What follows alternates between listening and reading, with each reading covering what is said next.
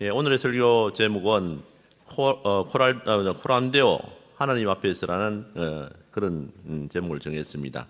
이제 코람데오라는 뜻은 라틴어로서 호람은 이제 어떻게 보면은 누구 앞에서 하는 게 코람입니다.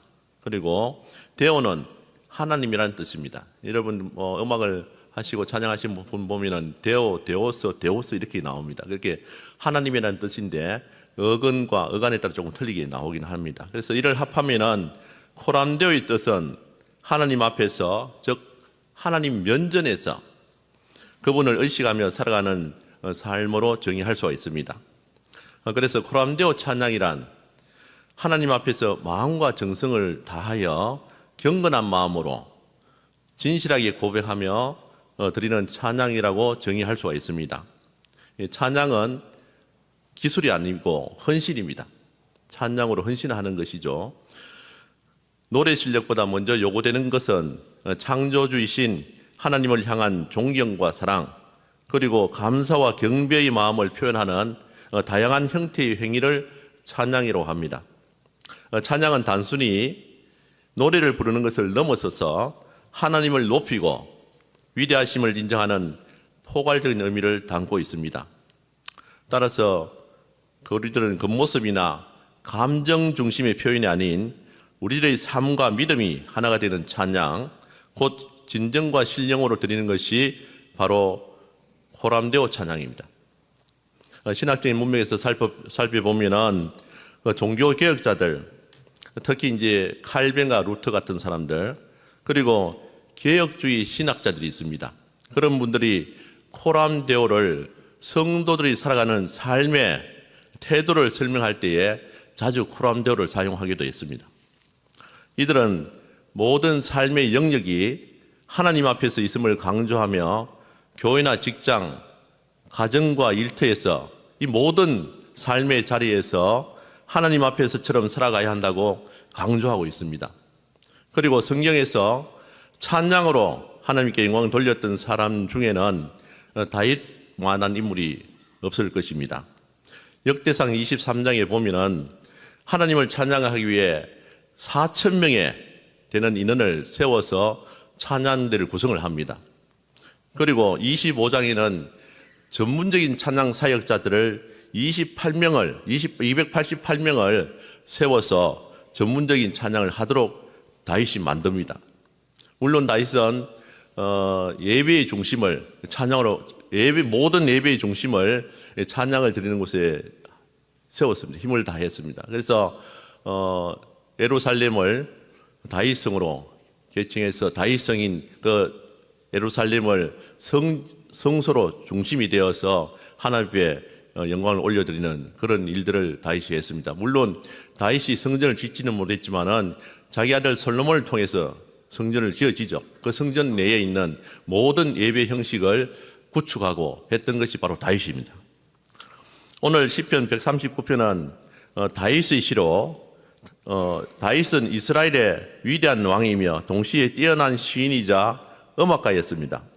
다윗은 약 73편의 시편을 기록하였으며 그의 시편들은 그의 삶의 다양한 경험과 하나님과 깊은 관계를 통해 하나님을 경배하며 감사하는 마음을 상세히 기술하고 있습니다. 예를 들면 여러분들이 잘 알고 있는 시편 23편은 여호와는 나의 목자시니 내게 부족함이 없으리로다 이렇게 하고 있습니다. 이것은 하나님을 인생의 진정한 목자로 다윗은 삼고 우리 삶의 모든 필요를 채워주시는 분이 바로 하나님이심을 고백하고 있습니다. 특히 시편 23편은 하나님의 전지전능하심과 무소부재하심을 깊이 묵상하며 쓰여진 기도입니다. 다윗은 자신의 가장 은밀한 생각과 행동까지 모두 아시는 하나님, 어느 곳에 있든지 피할 수 없는 하나님의 임재를 깨닫고 놀라움과 존경을 표현하고 있는 기도시입니다. 다윗의 삶을 간단히 살펴보면은 여러분들이 잘 알고 계시겠지만은 사울 왕의 끊임없는 추격과 블레셋과의 전쟁, 그리고 아들 압살롬의 반역 등 수많은 위험과 고난을 겪었습니다. 이러한 어려움 속에서 그는 인간의 한계를 느끼고 전지전능하신 하나님만을 의지하며 기도했습니다. 다윗은 평소에도 하나님과 깊은 교제를 통해 그분의 성품과 능력을 묵상하는 시간을 가졌던 것으로 성경에 나타나고 있습니다. 시편 139편은 이러한 묵상의 결과물이라고 할 수가 있습니다. 다윗은 유부녀인 밧세바의 불륜을 저지른 후 그 범죄를 덮기 위해서 그의 남편 우리아를 살해한 사건 때문에 자신의 죄를 깊이 뉘우치고 회개하기도 하였습니다. 이러한 경험 때문에 다윗은 하나님의 감찰하심에 더욱 깊이 깨닫게 되었고, 또한 하나님에 대한 깊은 경외심으로 그분만을 찬양하고 영광을 돌려드렸습니다. 오늘 본문이 주는 의미와 교훈을 살펴보면 1절에 여호와여 주께서 나를 살펴보셨으므로 나를 아시나이다. 다윗은 하나님께서 자신을 단순히 스쳐 지나갔듯 대충 한 것이 아니고 면밀하게 조사하듯이 자세히 살펴보셨다고 고백하고 있습니다. 이는 하나님의 지식이 피상적이거나 부분적인 것이 아니라 깊고 완전하다는 것을 의미합니다. 하나님은 우리의 겉모습뿐만 아니라 속마음까지 꿰뚫어 보시는 것이죠.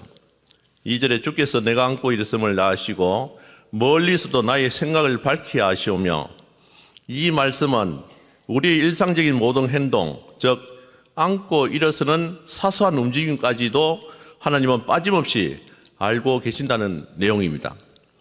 이는 우리 삶의 모든 영역이 하나님의 감찰 아래 있다는 것을 잘 보여주고 있습니다. 우리는 하나님 앞에서 그 어떤 것도 숨길 수 없다는 것을 깨달아야 합니다. 우리의 생각, 감정, 행동 모두 하나님께서는 이미 알고 계시기 때문이죠. 그러므로 우리는 하나님 앞에서 진실하고 정직하게 살아가도록 노력해야 할 것입니다. 4절에 여호와여 내 혀의 말을 알지 못하시는 것이 하나도 없으시니이다. 내 혀의 말, 이 말씀은 우리가 입술로 내뱉는 말뿐만 아니라 아직 혀로 표현하기도 전에 마음속의 생각까지 다 아시는 하나님을 이야기하고 있습니다. 우리의 언어는 우리의 생각과 마음을 드러내는 중요한 수단입니다. 그렇기 때문에 하나님께서는 우리의 말 한마디 한마디까지도 귀를 기울이시고 계신다는 것을 지적하고 있습니다. 5절에 주께서 나의 앞뒤를 둘러사시고 내게 안수하셨나이다. 하나님께서는 마치 방패처럼 우리의 앞과 뒤를 둘러사시고 보호하시며 우리에게 친히 손을 얹으시고 축복하시는 분이십니다. 이는 하나님의 보호하심과 인도하심이 항상 우리와 함께 하신다는 것을 나타내고 있습니다. 다시 말씀드리면 우리는 우리의 은혜 생활을 신중하게 들어봐야 합니다. 무심코 내뱉는 말 한마디가 다른 사람의 마음에 큰 상처를 줄 수도 있고 하나님을 슬프게 할 수도 있습니다. 그러므로 우리는 사랑과 긍정의 말을 사용하고 하나님을 찬양하며 다른 사람을 격려하고 칭찬하는 말들을 사용해야 합니다. 또한 하나님의 보호하심과 인도하심을 믿고 의지하며 살아가는 것이 매우 중요합니다. 결론적으로 후람대오는 그리스도인이 성도가 하나님을 의지하며 그분의 뜻에 따라 살아가는 삶의 근본적인 자세를 말합니다. 하나님은 우리를 너무나 잘 아시는 분이시며 동시에 우리를 보호하시고 우리를 인도하시는 사랑이 많으신 분이십니다. 그리고 우리는 하나님 앞에서 그 어떤 것도 숨길 수 없으므로 항상 정직하고 진실한 마음으로 살아가야 합니다. 하나님의 놀라운 지혜와 사랑을 다시 한번 깊이 깨닫고 그 하나님 앞에서 더욱 진실하고 성숙한 믿음의 삶을 살아가야 할 것입니다. 따라서 호람대오 찬양이란 입과 입술로만 드리는 것이 아닌 하나님 앞에서 진실되고 겸손한 마음으로 드리는 찬양입니다. 무엇보다 세상 모든 근심과 걱정을 주님께 맡겨버리고 오직 하나님 앞에서 영광 돌려드리는 찬양이 되어야 할 것입니다. 바울과 실라가 옥중에서 찬양함으로 옥문이 열리고 다윗이 수금을 탈 때 사울에게서 악한 영이 물러간 것처럼 찬양이 하나님의 은혜의 도구로 사용되었음을 볼 수가 있습니다.